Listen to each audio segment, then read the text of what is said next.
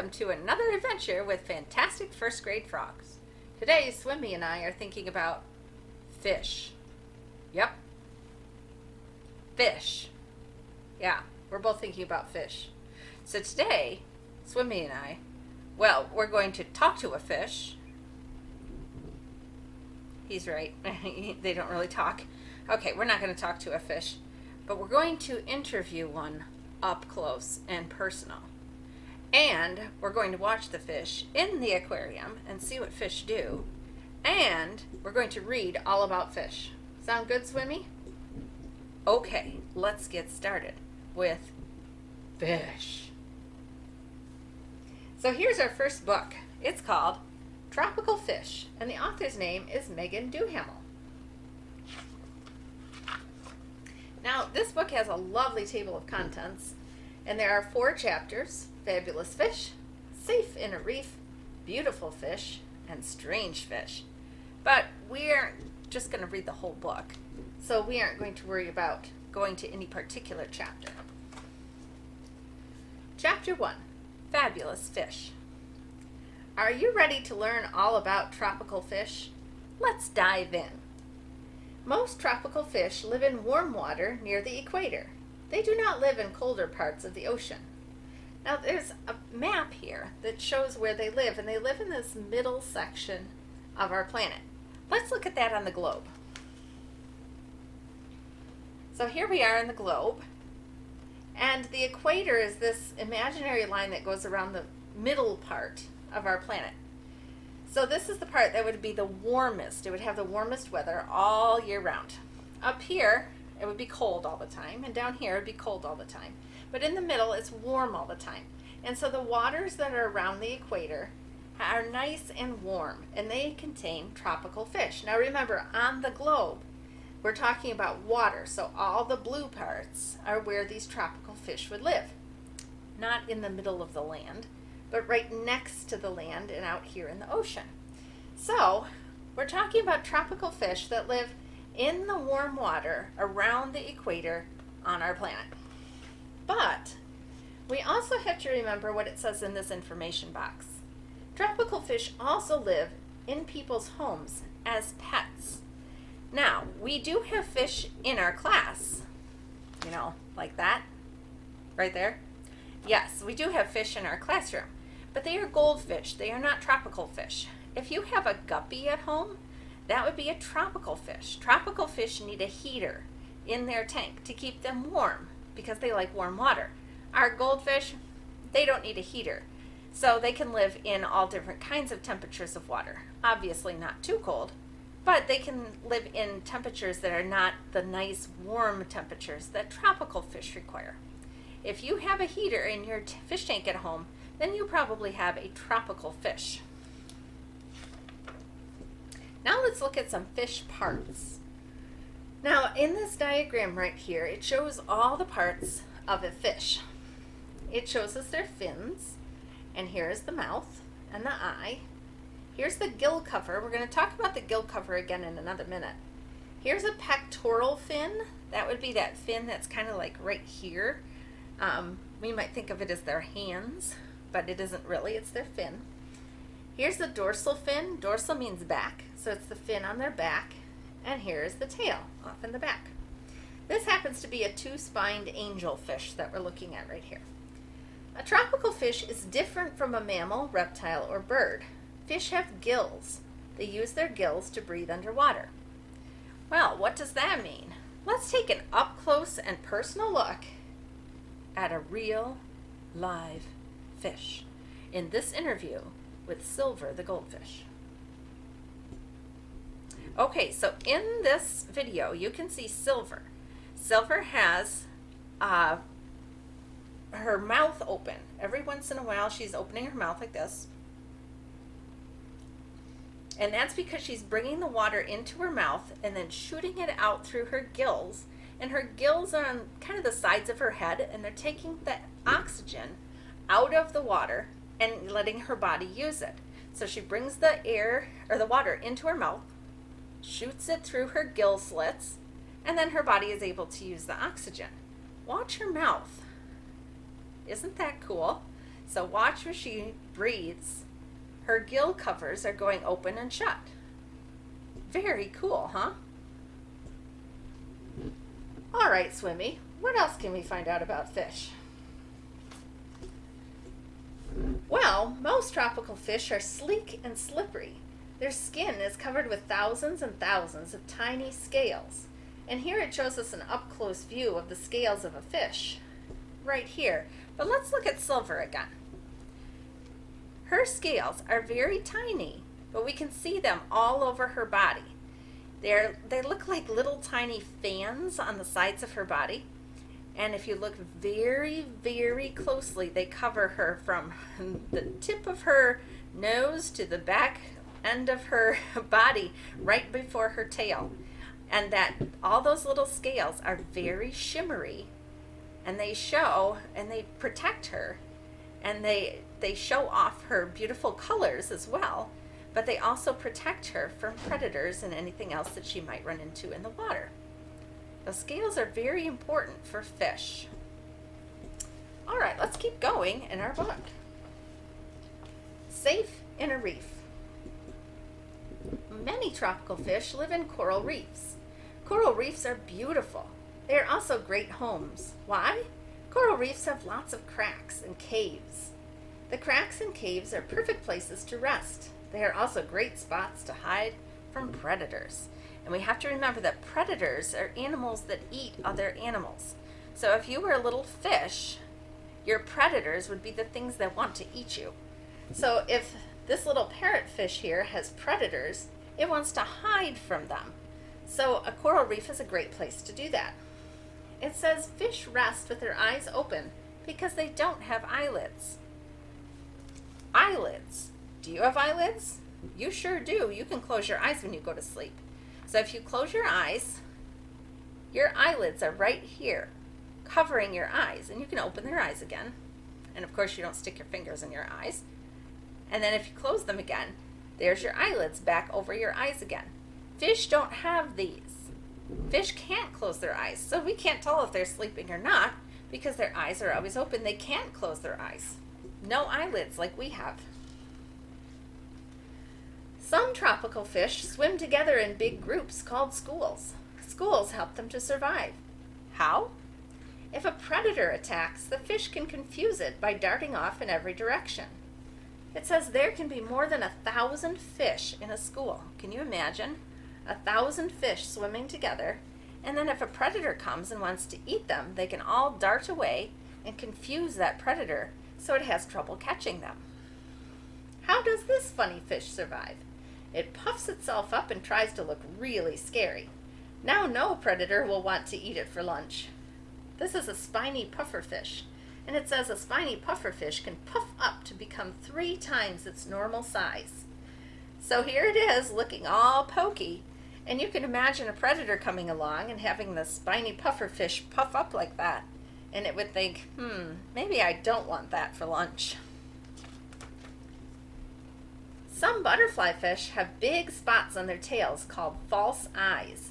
Predators think the spots are the fish's eyes, and then zip, the fish fool them by swimming off the other way. So let's look closely at these fish. They have these big spots on their tails. So a predator would think, oh, there's that fish's eye, and think it's its head. So it tries to grab it, but this fish swims the other way and gets away. A lot of animals use that confusing eye spot to help them get away from predators. Even caterpillars sometimes use confusing coloring to get away from predators. So this is a Bennett's butterfly fish, a 4-eyed butterfly fish, a copper band butterfly fish.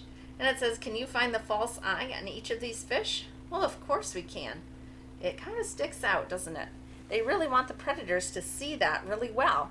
So the predator tries to catch them, but catches them the wrong way, and they can get away. Pretty cool for a fish, huh? This flying fish has a super way to escape. When a predator is near, it flaps its fins. Zoom! It rockets right out of the water and into the air. Flying fish can travel hundreds of feet through the air. Now mind you, a flying fish isn't like a bird. It can't really fly.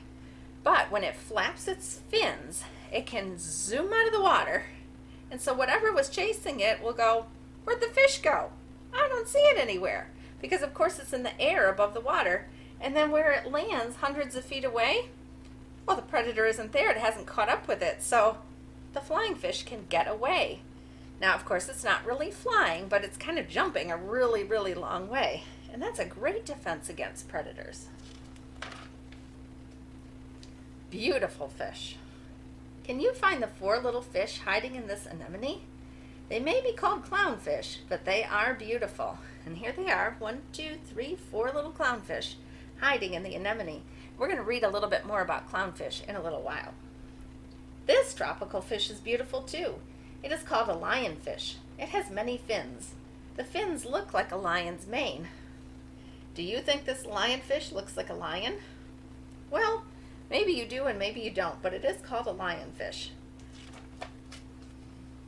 These beautiful fish have very special shapes. One is shaped like a balloon, the other is shaped like a box. So this is a starry balloon fish, and this is a white spotted box fish. So fish come in so many different shapes and sizes, especially on a coral reef. Take a look at these two. Their pretty patterns blend in with underwater plants. This is called camouflage. So we have a long-nosed hawkfish and a rock hover wrasse, and they're both hiding in things that are the same color as they are. Wow, that's great camouflage, isn't it? Now they are very interestingly shaped too, aren't they? Fish can come in so many different interesting shapes and colors. It's fascinating. Now we get into strange fish. Ready to meet some strange tropical fish? This is a ribbon eel. It is 3 feet long. It likes to eat shrimp. And it says some ribbon eels live to be 20 years old. It's kind of a nifty color, isn't it? Seahorses are a kind of fish too. Some have spots and some have stripes. They all have prehensile tails for holding on tight. And we can see their little prehensile tail here. Prehensile just means that it's able to hold on. So they can hold on to a bit of seaweed and keep from being swept away in the ocean current. So with their tail. So it says these fish are called seahorses because they look like little horses. This is an adult and a baby seahorse kind of hanging on together. Look at the manta ray. This giant fish is 20 feet wide. Manta rays flap their flippers and glide through the water like birds. It says, do you think the manta ray looks like a bird? Well, maybe you do and maybe you don't. But look at how enormous this fish is. Yes, a manta ray is a fish, believe it or not. And its flippers are 20 feet from that end to that end. That's amazing. That's just enormous. No, this is not an underwater plant. It is a fish. What does it eat? It nibbles on plankton that float in the water. Now, plankton is a real creature that lives in the water. It's very, very small. And this is what it would look like under a microscope. Very, very small creatures that small fish would eat, and then those small fish would be eaten by bigger creatures. So this harlequin ghost pipefish might feed on these plankton and then maybe in turn be eaten by even larger fish, if they can find it, because it's very well camouflaged, isn't it? These two bright creatures are called mandarin fish. Wow, they are strange and beautiful. Aren't tropical fish terrific? So these are mandarin fish. They are very brightly colored and very interestingly shaped too. The information box says there are more than 25,000 kinds of fish in the world. That's a lot of different kinds of fish, don't you think? Wow. Let's take a look a little bit more in depth at the clownfish, because these are fascinating little fish. And we read in this other book that they live in sea anemones. Let's find out more. So this book called Clownfish was written by Mari Shu.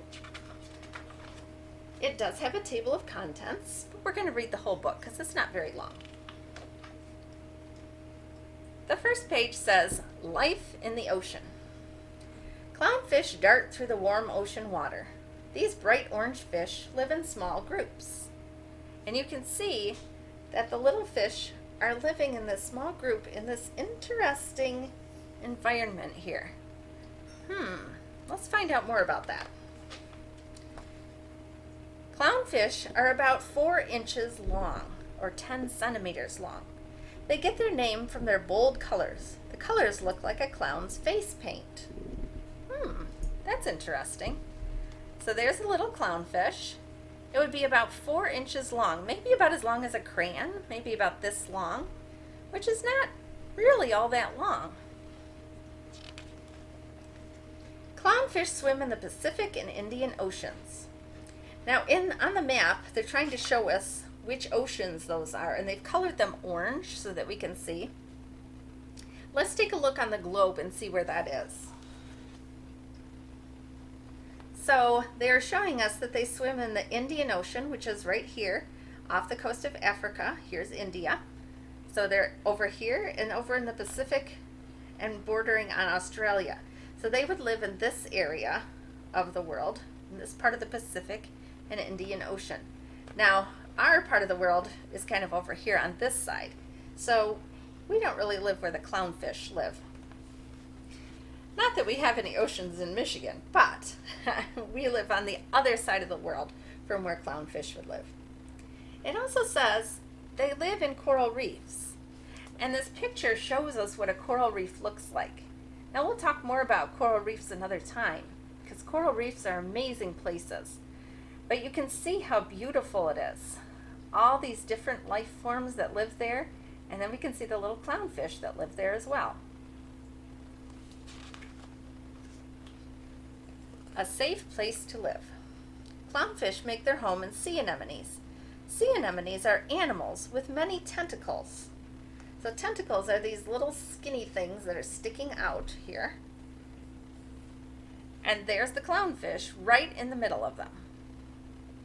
Kind of looks like this is a plant, but it's not. It's really an animal. The tentacles have stingers that hurt and kill fish, but clownfish are safe. Clownfish have a special slime on their scales that protects them. So here's that clownfish among the tentacles of the sea anemone. Now it might look like it's kind of a mushroom or something that it's living by, but it's not. This is a part of an animal. These are the tentacles of an animal. And ordinarily they would sting fish. But the clownfish has that special slime, like it said in the text, that keeps it safe in the anemone. Working together. Clownfish and sea anemones help each other. Sea anemones protect clownfish from predators. Clownfish scare away fish that might eat sea anemones. So, if you were a predator and you wanted to eat the clownfish, you might come swimming up to it and then notice, ow, it's right in the middle of a sea anemone. And I know the sea anemone might sting me if I stick my nose in there. So I'm going to leave the clownfish alone. So the clownfish is safe from the predators. Plus, the clownfish could scare away anything that might want to eat the anemone. So they're helping each other out. Clownfish keep sea anemones clean. When the anemone eats a fish, the clownfish eats the leftover pieces. Clownfish eat dead anemone tentacles too. Oh, that's nice. So the clownfish helps the anemone clean up after its dinner. Life cycle. Female clownfish lay hundreds of eggs at a time. Male clownfish keep the eggs clean and safe. The young fish hatch after about 1 week. Wow, look at all those. Young clownfish float in the ocean for many days. Then they look for a sea anemone to call home. And there they are, looking for their very own sea anemone where they can live. And that's the end of our book about clownfish. But it's the beginning of our exploration of the ocean and fish. Fish are fascinating, aren't they, Swimmy? So for the end of our time together, we're going to spend some time taking a look at our very own goldfish tank. We're going to take a look at our 6 little goldfish and see how they spend their time. So watch how their mouths are moving. Watch their gill slits opening and closing on the sides of their heads. We don't have gills, so it's kind of fun to watch theirs. Watch how their tails and fins are moving to help them stay steady in the water. Watch what they're doing. Are they eating? Do they look like they might be sleeping? For a while, I think they were posing for the camera. I don't know. What are they doing? It's always a good idea to investigate and observe. Take a look at what's going on in the fish tank and see through the eyes of a fish. So I'll say goodbye for now. Shh. What can you see?